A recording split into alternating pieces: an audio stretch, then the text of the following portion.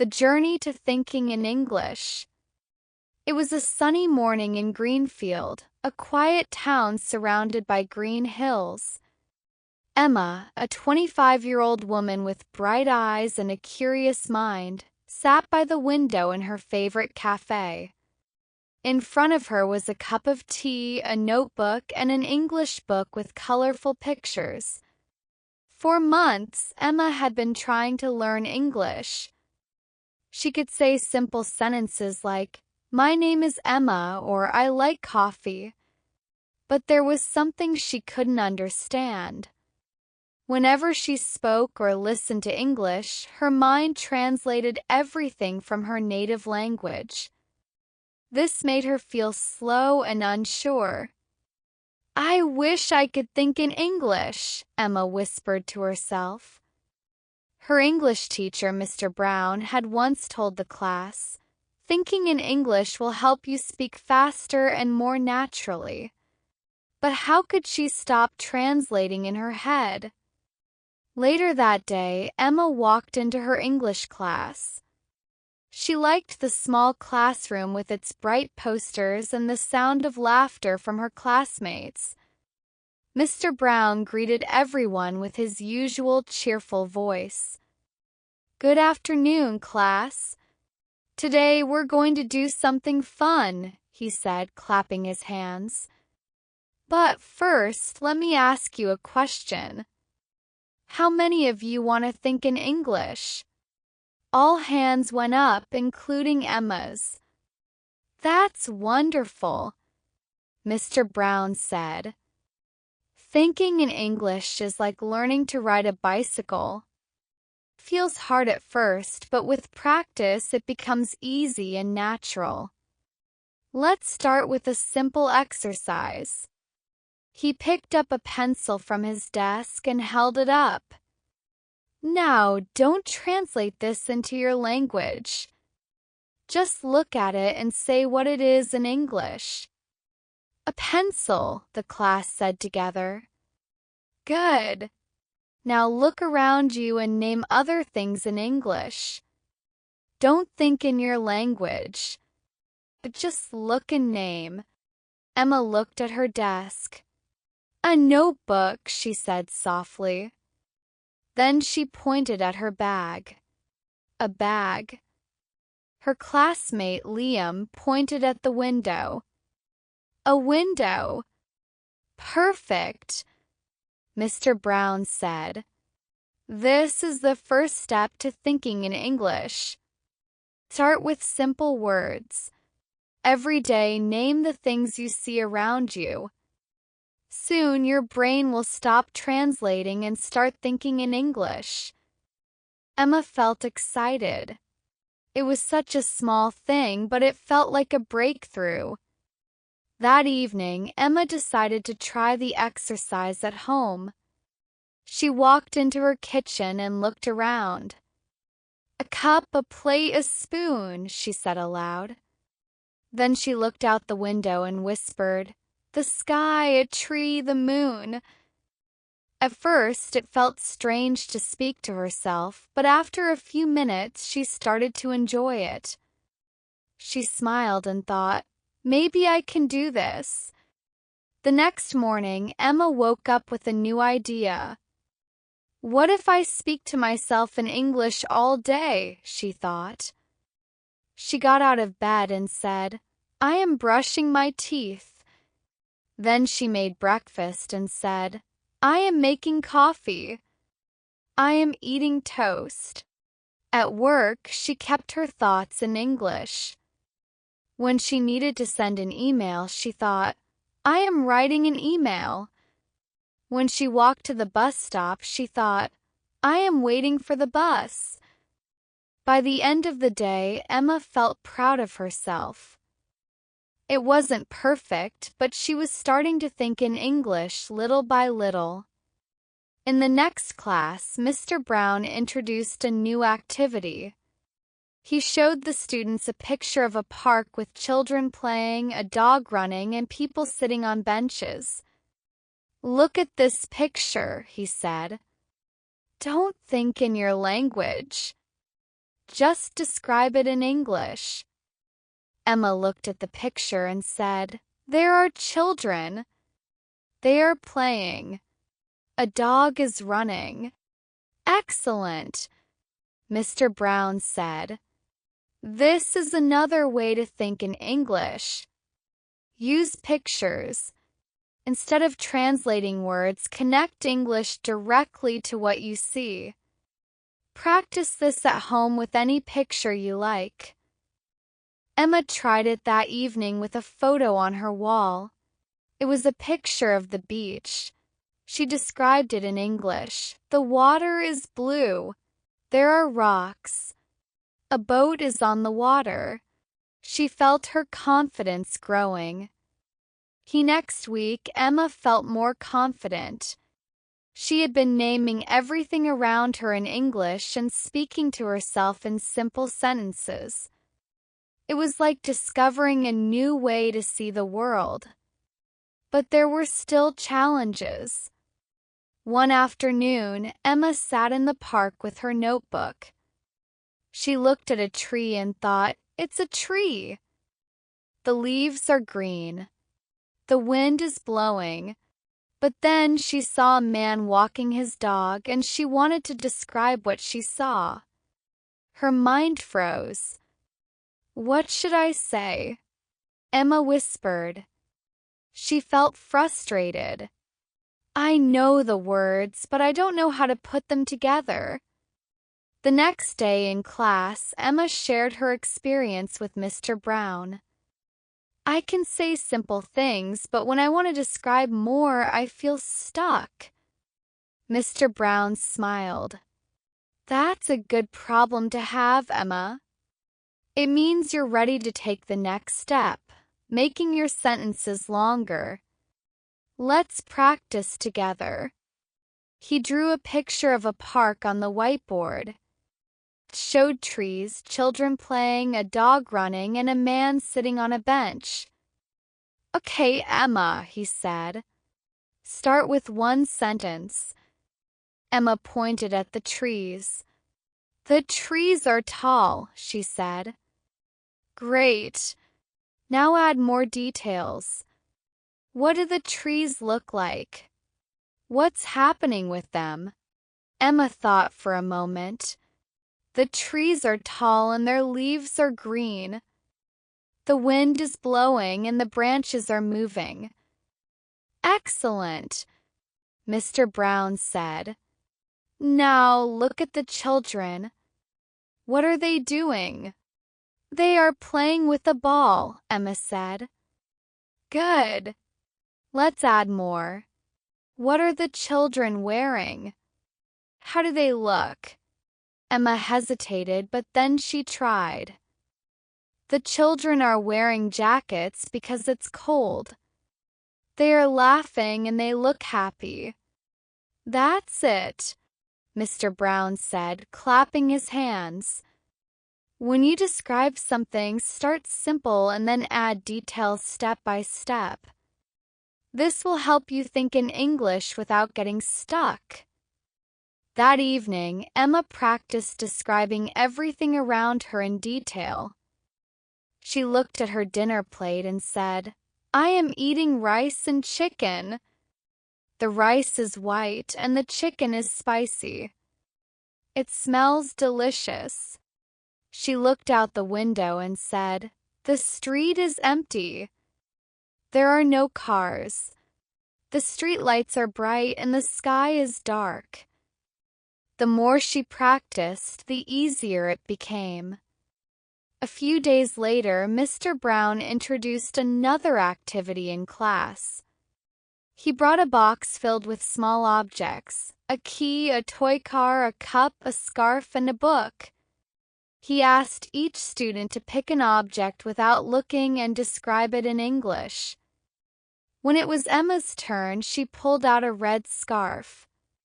She held it up and said, "This is a scarf. It is red and soft. It is made of wool. I think it will keep me warm in the winter." "Fantastic, Emma," Mr. Brown said. you're getting better at thinking in English. Now let's take it one step further. Imagine a story about the scarf.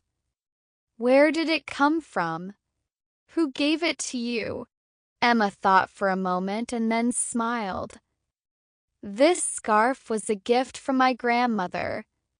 She made it for me when I was a child. I wore it every winter when I walked to school. Wonderful! Adding a story helps you connect English words to emotions and memories. It makes the language more alive, Mr. Brown explained. Emma loved this idea. At home, she started creating small stories about the objects around her. She picked up her favorite mug and said, "This mug is blue. It has a picture of the ocean on it. I bought it when I visited the beach last summer. Every time I drink tea from it, I remember the sound of the waves." She found that imagining stories made her practice more fun and creative. One weekend, Emma decided to challenge herself. She went to a nearby bookstore and bought a children's book in English. The book was full of colorful pictures and simple sentences. First, it was hard to read without translating, but Emma used the pictures to guess the meaning of the words. When she didn't understand a word, she didn't stop to look it up. Instead, she tried to understand the sentence from the context. If she still couldn't figure it out, she marked the word and looked it up later. This way, I'm training my brain to think in English, she thought. A month later, Emma noticed a big change. She no longer felt the need to translate everything in her head. When she saw a tree, she thought, "Tree," not the word in her native language. When she spoke to herself, her sentences flowed more easily. Her classmates also noticed her progress. "Emma, you're so confident now. How do you do it?" Liam asked one day. Emma smiled. "I just practice every day. I talk to myself, describe everything I see, and make up little stories. It's like training a muscle. The more you use it, the stronger it gets." Months passed, and Emma's world had transformed. What started as a simple goal to think in English had now become a daily habit. Everywhere she went, her mind worked in English, describing, imagining, and even creating little stories. One evening, as she sat by her window sipping tea from her favorite blue mug, she had an idea. "Why not write my own stories in English?" she thought. First, the idea seemed impossible. "I'm still learning," she told herself. But then she remembered Mr. Brown's words, "Start simple and add details step by step." Emma decided to try. She opened her notebook and wrote the first sentence. "Once upon a time, there was a little bird who wanted to fly higher than the clouds." She paused, unsure of what to write next. Then she imagined the bird's journey. It was scared at first, but tried every day, flapping its wings a little harder and flying a little higher. The bird's story mirrored her own journey with English. As Emma wrote, she realized something magical. Writing in English wasn't just about learning the language, it was about expressing herself. Her mistakes didn't matter as much as her ideas. The next day, Emma shared her story with Mr. Brown and her classmates. She read it aloud, her voice trembling at first but growing steadier with each word. When she finished, the room was silent for a moment. Then her classmates burst into applause. "Emma, this is amazing," Liam said. "How did you think of this?" Emma smiled shyly. I just imagined a story and wrote it. It's not perfect, but it felt good to try. Mr. Brown looked proud. Emma, this is a wonderful step forward. Writing your own stories will help you practice thinking in English, improve your vocabulary, and build your confidence. And this story, it's inspiring. You should write more. Encouraged by their words, Emma began writing regularly. She started with short stories about everyday life, a child's trip to the park, a dog's adventure in the city, a magical cat who could talk. Each story was simple but full of heart. To make her writing better, Emma used the techniques she had learned. She described everything in detail, imagined conversations between her characters, and practiced using new words she had recently learned. When she didn't know a word, she would look it up and write it down in her notebook to use later. One day, Emma had an idea. She was walking through the local market when she noticed a small bookstall. The bookseller, an elderly woman with kind eyes, was chatting with customers.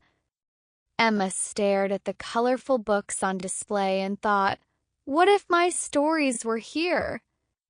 What if other people read them and felt inspired to learn English too? The thought excited her, but it also made her nervous. My English isn't perfect, she thought. Who would want to read my stories? But then she remembered the little bird in her first story. Didn't stop flying just because it was scared. That night, Emma started a new project. She collected all the stories she had written and typed them on her computer. She added illustrations, which she drew herself or found online with permission to use. Her book, titled Little Adventures in English, was a collection of short, simple stories designed to help beginners like herself learn English. Each story came with a small glossary of new words and a few practice questions. When the book was ready, Emma printed a few copies and brought them to the market. Her hands trembled as she handed the books to the kind bookseller. These are my stories, Emma said. I wrote them in English to help others who are learning. Would you sell them here? The bookseller flipped through one of the books, smiling. These are lovely, Emma. Of course I'll sell them. People will love them. Over the next few weeks, Emma's book began to attract attention. Shoppers at the market, especially parents and young learners, picked up copies of Little Adventures in English. Some came back to tell Emma how much they enjoyed the stories. One mother said, "My son loves the story about the talking cat. He's learning English in school and your book makes it fun for him." Another learner said, "I read your stories every night. They help me think in English. Thank you for sharing them." Emma was overwhelmed by the positive feedback. She had never imagined that her journey of learning English would inspire others. As Emma continued writing, she also began teaching. She started a small workshop in her community for people who wanted to learn English. In her classes, she used her stories to teach vocabulary, grammar, and pronunciation. She encouraged her students to write their own stories, just as she had done. One day during a class, Emma noticed a young boy named Jack who was very shy. He never raised his hand and rarely spoke. Emma remembered how she had felt when she first started learning English, nervous and unsure. After class, Emma sat with Jack. She showed him her notebook and said, "When I started learning English, I wrote everything down in here. first, my sentences were short and full of mistakes. But I kept practicing. You can do it too. Jack hesitated, then nodded. Can I borrow your story about the little bird? He asked. Of course, Emma said, handing him a copy of her book. A week later, Jack brought Emma a drawing of the bird from her story, along with a short paragraph he had written in English. It wasn't perfect, but it was a start. Years later, Emma became a well-known figure in her town. Her workshops grew and she published more books in English. She even started an online blog where she shared her experiences and tips for learning English. Through it all, Emma stayed true to the lessons she had learned. Start simple, practice daily, and never let fear stop you from trying. This is how Emma's journey from a hesitant learner to a confident English thinker and storyteller unfolded. Her story reminds us that learning a language is not just about words and grammar, it's about discovery, creativity, and sharing what we learn with others.